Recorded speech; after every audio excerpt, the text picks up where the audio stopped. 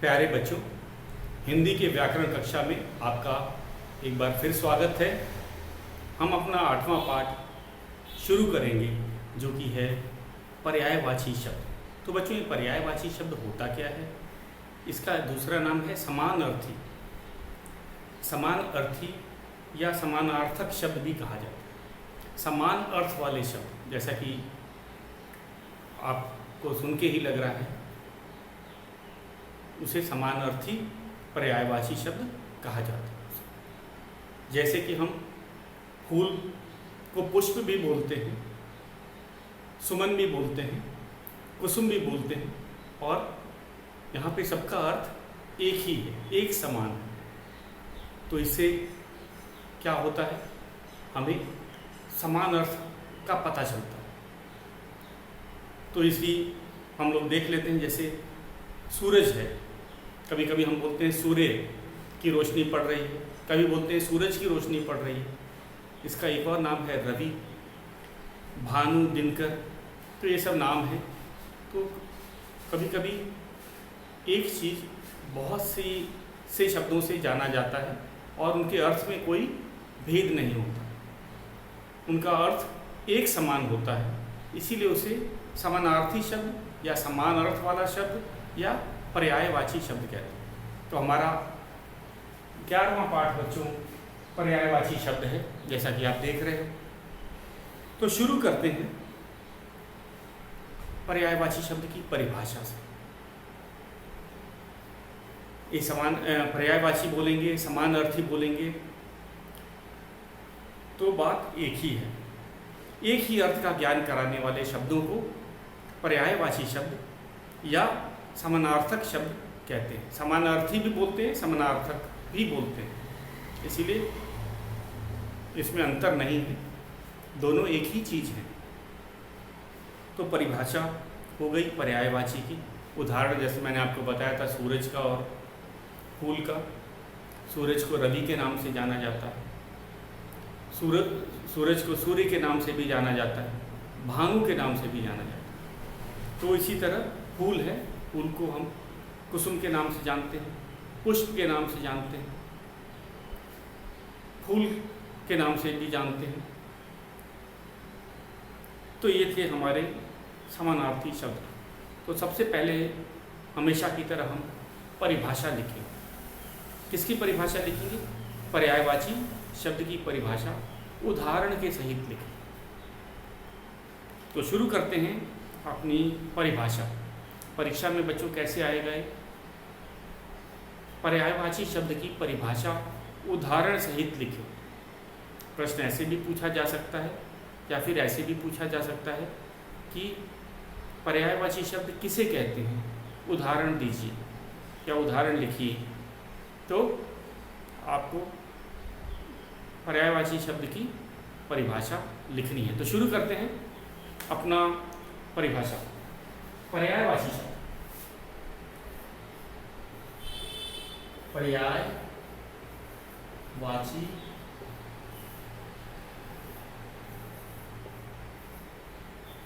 शब्द एक ही अर्थ का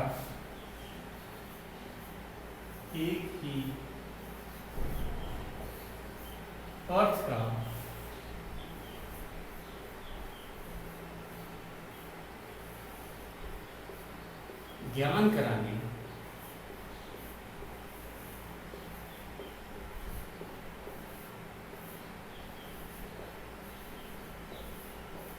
एक ही अर्थ का ज्ञान कराने वाले शब्दों को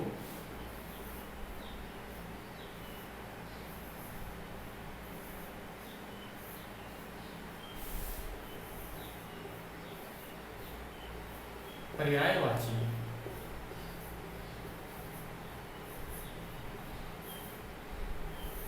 शब्द कहते हैं।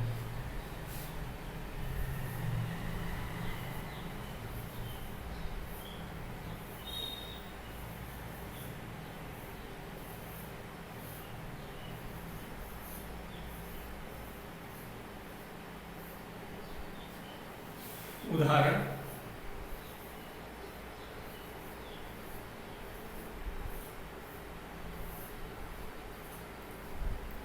सूरज के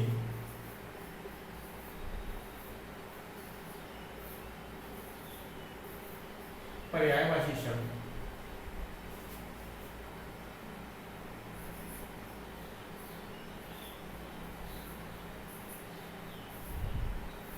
शब्द हैं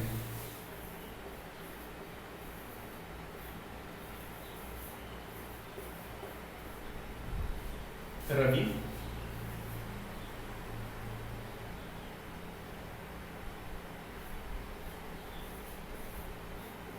सूर्य,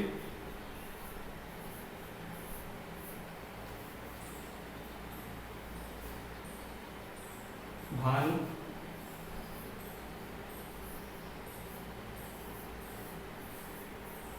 आदि। आदि मतलब ये और शब्द हैं, हमने केवल 3 के ही, सूरज के 3 ही उदाहरण लिखे हैं। तो बच्चों ये था हमारी परिभाषा पर्यायवाची शब्द की। एक बार फिर से इसको ध्यान दीजिए। पर्यायवाची शब्द एक ही अर्थ का ज्ञान कराने वाले शब्दों को पर्यायवाची शब्द कहते हैं। उदाहरण, सूरज के पर्यायवाची शब्द हैं रवि, सूर्य, भानु आदि। और भी बहुत शब्द हैं, लेकिन हम केवल कुछ ही उदाहरण दे रहे हैं, इसीलिए हमने आदि लगाया है। तो बच्चों ये था हमारा पर्यायवाची शब्द की परिभाषा। आपको इसे नोटबुक में लिखना है और याद करना है। अब हम पर्यायवाची शब्दों की तालिका पे चलते हैं। अच्छा, ये क्यों बने होते हैं? पर्यायवाची शब्द की क्या आवश्यकता है? अगर हमें एक ही शब्द होता सूरज का, तो सूरज तो आसान शब्द है, तो हमें अन्य शब्दों की तो जरूरत ही नहीं पड़ती। तो क्या है, पर्यायवाची शब्द होने ही नहीं चाहिए थे? नहीं, ऐसी बात नहीं। तो मैं आज इसकी उपयोगिता बताता हूँ, क्यों पर्यायवाची शब्द ज़रूरी हैं। भले इनका अर्थ एक समान है, तो हम विभिन्न अलग अलग अर्थ क्यों लिख रहे हैं? ये तो हम इसको मुश्किल बना रहे हैं। क्या ऐसी बात है? नहीं। अगर हमें एक समान अर्थ वाले अनेक शब्द मिलते हैं, पर्यायवाची शब्द मिलते हैं, तो हमारी भाषा रोचक हो जाती है। अगर हम हर जगह सूरज को सूरज ही लिखते जाएंगे, तो ये भाषा उतनी रोचक नहीं रहेगी। कवि और लेखकों को भी नए नए शब्द चाहिए, अपनी कविता के अनुसार, अपने लेख के अनुसार, गद्य के अनुसार। तो ये क्या है, उनके पास भी बहुत सारे शब्दों का विशाल शब्दकोश रहेगा। तो ये एक तरह से अच्छा है। किसके लिए? भाषा की दृष्टि से हमें पर्यायवाची शब्दों का ज्ञान होना चाहिए।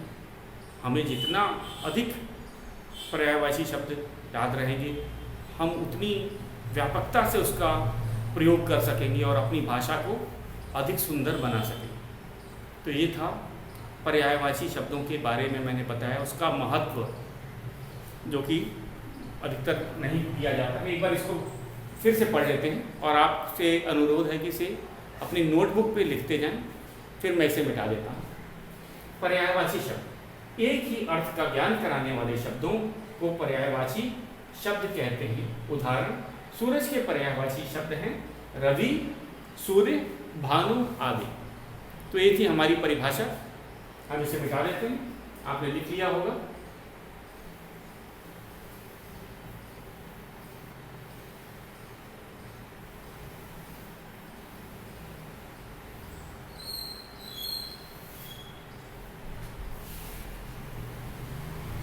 अब चलते हैं पेज नंबर 40 पे पर्यायवाची शब्दों की तालिका दी हुई।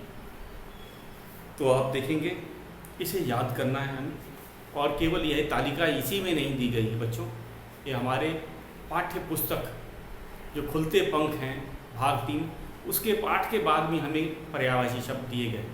तो न केवल हमें व्याकरण पुस्तक से पढ़ना है, बल्कि हमको अपने पाठ्य पुस्तक खुलते पंख के पीछे के अभ्यास प्रश्नों में भी जो पर्यायवाची शब्द दिए हैं उनको पढ़ना है और याद करना है। तो ये मत सोचिएगा कि मैंने पेज नंबर 40 और 41 40-41 पे जो तालिका दे रखी है बस वो पढ़ लिया तो हमें ये याद हो गया।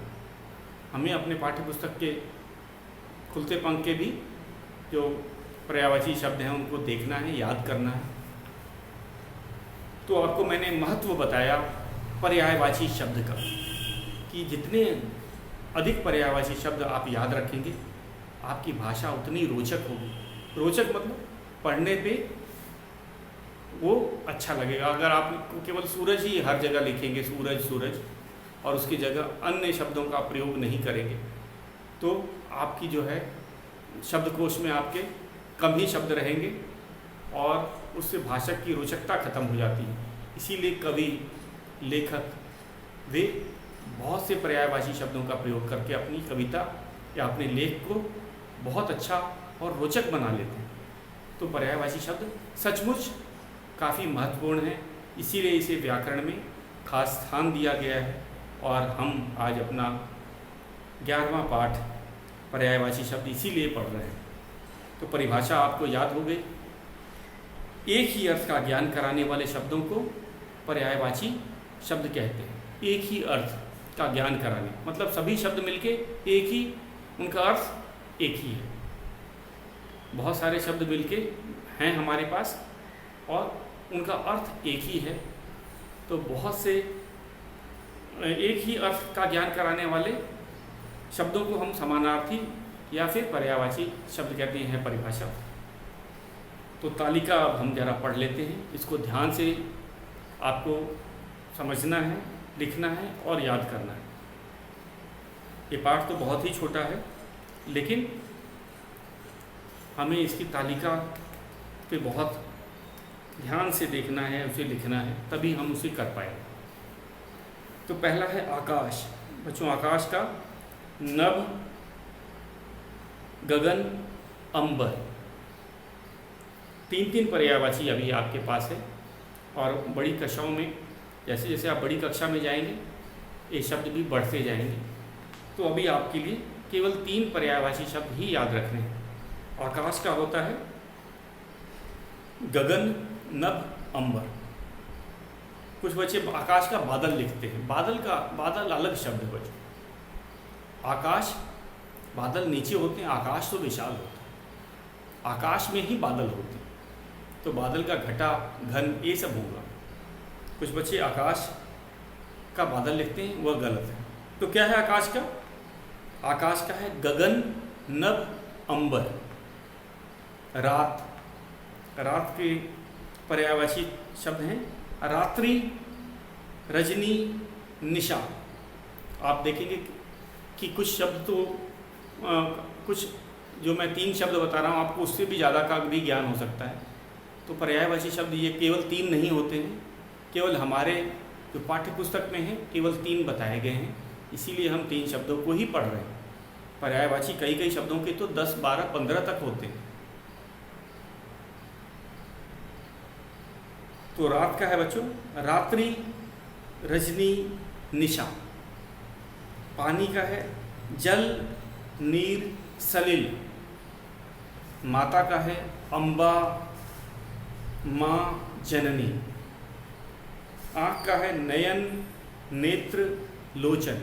आँख का है नयन, नेत्र, लोचन। सबका अर्थ क्या है? आँख। चांद का है चंद्रमा, शशि, राकेश।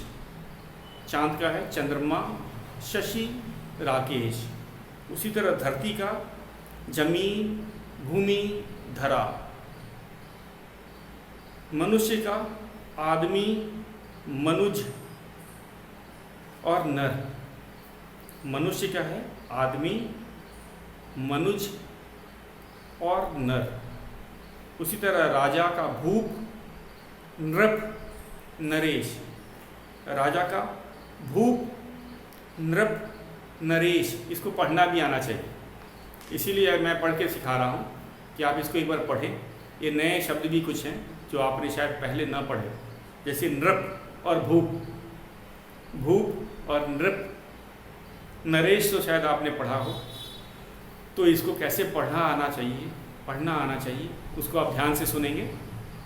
राजा का है भूप, नृप, नरेश। पुत्र का है सुत, बेटा, तनय। पुत्र का है सुत, बेटा तनय। उसी तरह पुत्री का है सुता, बेटी तनुजा। फिर हम अगले पे चलते हैं। पेड़, पेड़ का है वृक्ष, तरु, पादप। पेड़ का है वृक्ष, तरु, पादप। पहाड़ का हम कहते हैं शैल, पर्वत, नग। शैल, पर्वत, नग। मित्र का है सखा, दोस्त, सहचर।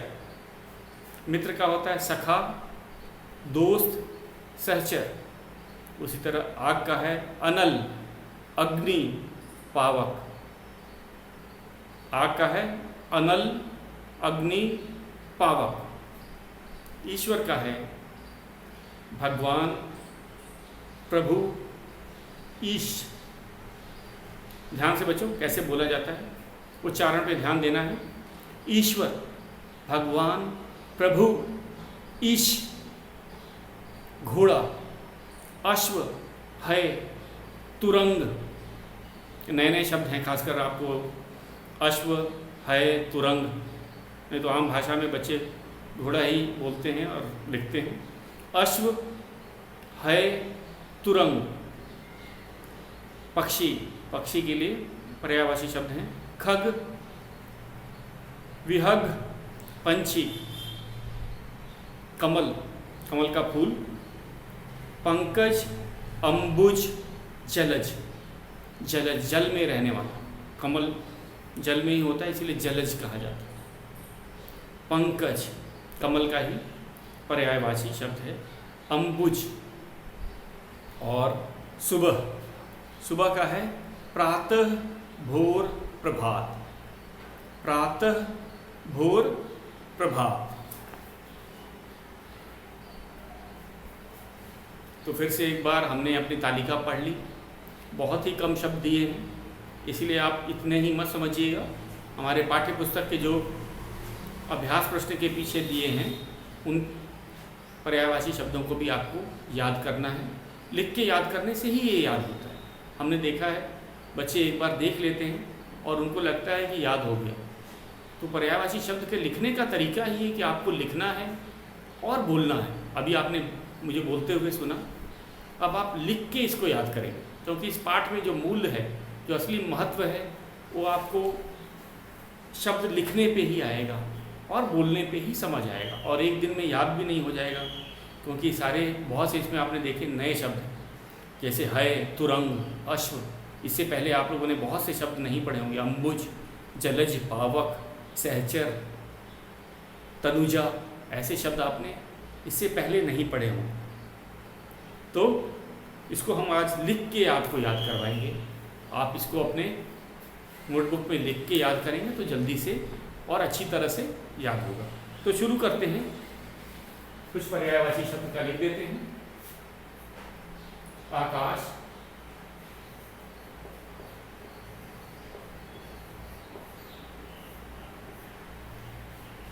गगन नभ, गगन,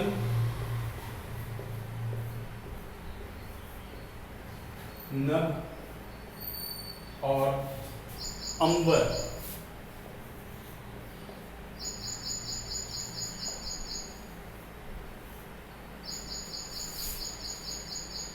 रात का,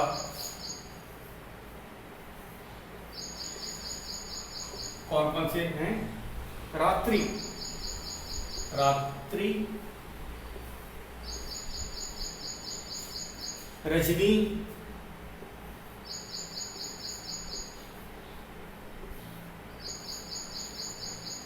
और निशा।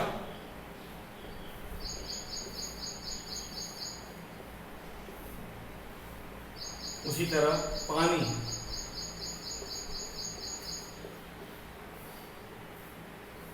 पानी का है जल, नीर, सलिल। जल, ये तो नया शब्द नहीं आपने सुना है। जल, नीर,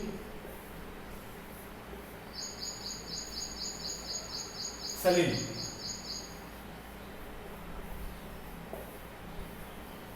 नीर भी आपने शब्द सुना हो। जब आप रेल से सफ़र करते हैं तो रेलगाड़ी में जो पानी मिलता है बॉटल, वो रेल नीर के नाम से जाना जाता है। तो नीर का अर्थ पानी या जल होता है। नीर, जल, नीर, सलिल। माता, आप देखेंगे इसमें ये शब्द आपको अगर एक बार याद हो जाएंगे तो न केवल तीसरी कक्षा में, चौथी, पांचवी, छठी सब में ये आपकी मदद करेंगे, आपको याद नहीं करना पड़ेगा। अम्बा,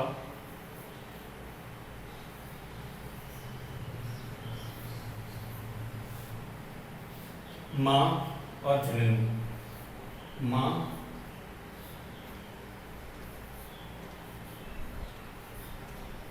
जननी। आँख,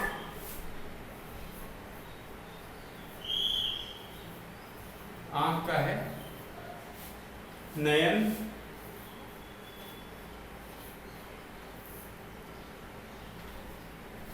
नेत्र और लोचन। नेत्र और लोचन।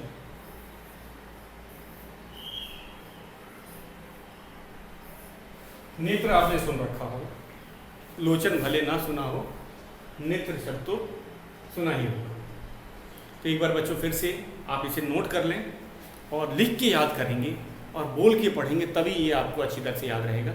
तो एक बार मेरे साथ बोल के पढ़ें। आकाश, आकाश का होता है गगन, नभ, अंबर। आकाश का है गगन, नभ, अंबर। रात का है रात्रि, रजनी, निशा। पानी का है जल, नीर, सलिल। उसी तरह माता का अम्बा, माँ, जननी।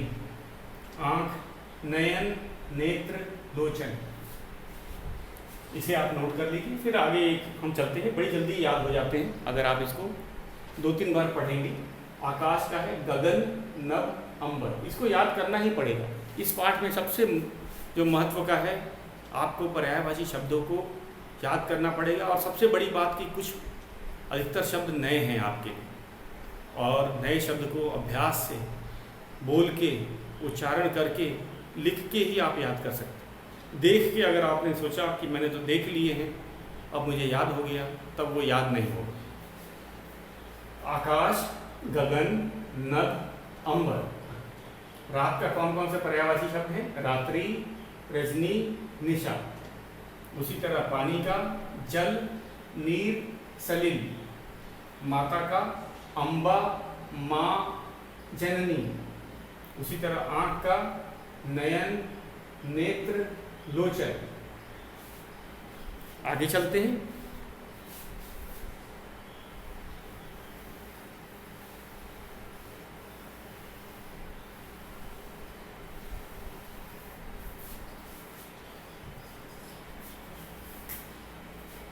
चांद, चांद का है चंद्रमा,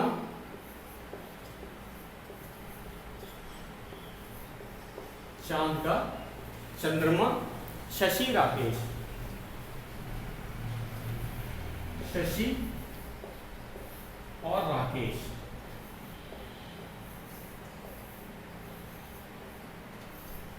उसी तरह अगला शब्द है धरती।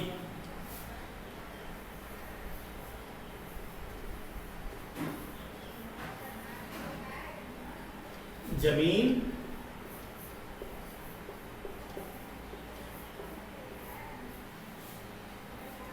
भूमि, धरा।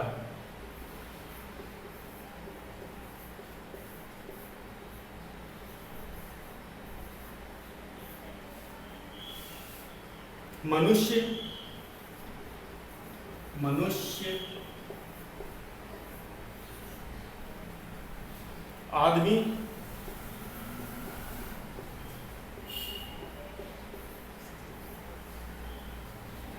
मनुज, मनुज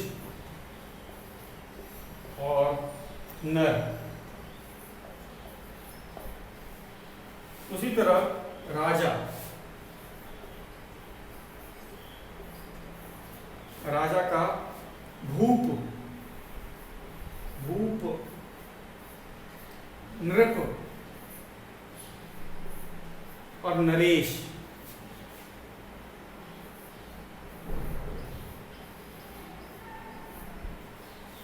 राजा का भूप, नृप, नरेश। पुत्र,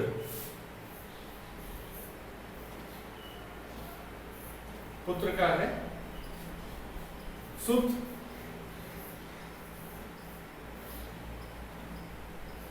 बेटा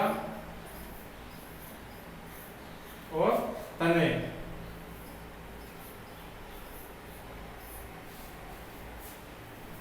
पुत्र क्या है? सुत। अरे सुता तो बेटी को होता है, ये याद रखना। कुछ कुछ ऐसे शब्द हैं, जैसे पुत्र का सुत है, अगर सुता करेंगे तो बेटी हो जाएगा। और तनय पुत्र का है और तनुजा पुत्री का या बेटी का। ठीक है, तो पुत्र का सुत, बेटा, तनय। एक बार हम इसको फिर से दोहरा लेते हैं और उसके बाद अपने आगे के शब्दों पे चलेंगे। तो पर्यायवाची शब्द बहुत महत्वपूर्ण है, बहुत ज़रूरी है, और खासकर नए शब्द हैं, इसीलिए आपको ध्यान देना है। इसमें आप बहुत से नए शब्द देख रहे होंगे, जैसे सुत, तनय, नरेश तो आपने सुना होगा, नृप, भूप, एकदम नए शब्द हैं। मनुज, मनुष्य सुना होगा, मनुज नहीं आपने देखा है। धरा, शशि आपके लिए नया है, राकेश नया है, नर, धरा, ये सब नए शब्द हैं। इसीलिए आप इसे बोल के इसका उच्चारण भी करेंगे और इसको लिख के भी देखेंगे। अगर आपने लिख के नहीं देखा तो ये शब्द याद नहीं होंगे। तो शुरू करते हैं अपना पहला चांद वाला। चांद के पर्यायवाची हैं चंद्रमा, शशि, राकेश। धरती के हैं जमीन, भूमि, धरा। मनुष्य का है आदमी, मनुज, नर। राजा का पर्यायवाची शब्द है भूप, भूप, नृप, नरेश। पुत्र का है सुत, बेटा, तनय। तो ये थे हमारे। अब दूसरे पे हम लोग चलते हैं। दूसरे पेज पे 41, पेज नंबर 41, 41 पे है पुत्री। जैसे मैंने आपको यही बताया था, इस पे ज़रा ध्यान से देखिए, शब्द में जरा सा ही अंतर है। पुत्र को हम सुत बोलते हैं, सुत, और पुत्री को सुता। तो ये इससे भी आपको पता चलेगा। पुत्र को हम तनय बोलते हैं, तनय, और पुत्री को तनुजा। पुत्र को तनय, पुत्री को तनुजा। पुत्र को सुत, पुत्री को सुता। केवल आ की मात्रा लगी है, जैसे छात्र, छात्रा होता है ना, उसी तरह पुत्र का सुत, पुत्री का सुता। तो एक बार मैं इसको पढ़ देता हूँ, इसको फिर कल मैं लिखवाऊंगा। ये आज मैं पढ़ देता हूँ। और भी शब्द हैं, ये पूरी तालिका जो है पर्यायवाची शब्दों की तालिका आपको पूरे ध्यान से पढ़नी है, लिखनी है। अभी मैं पढ़ देता हूँ, कल इसको मैं लिखवाऊंगा पुत्री वाला। पुत्री को बोलते हैं सुता, बेटी, तनुजा।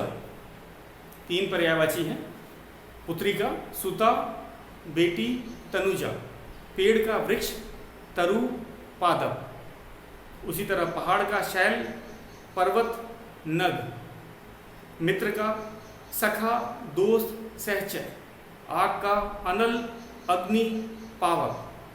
ईश्वर का भगवान, प्रभु, ईश। घोड़ा, अश्व है, तुरंग। पक्षी, खग, विहंग, पक्षी। पंछी, पंछी। कमल, पंकज, अंबुज, जलज। सुबह का प्रातः, भोर, प्रभात। तो अब आ जाते हैं अपने गृह कार्य। एक आपको परिभाषा पर्यायवाची शब्द की लिख करके याद कर लें, और दूसरा आज का गृह कार्य है जो पेज नंबर 40 और 41 पे जो तालिका दे रखी है पर्यायवाची शब्दों की, उसको याद करना है आपको लिख कर। तो आज के लिए बच्चों इतना ही।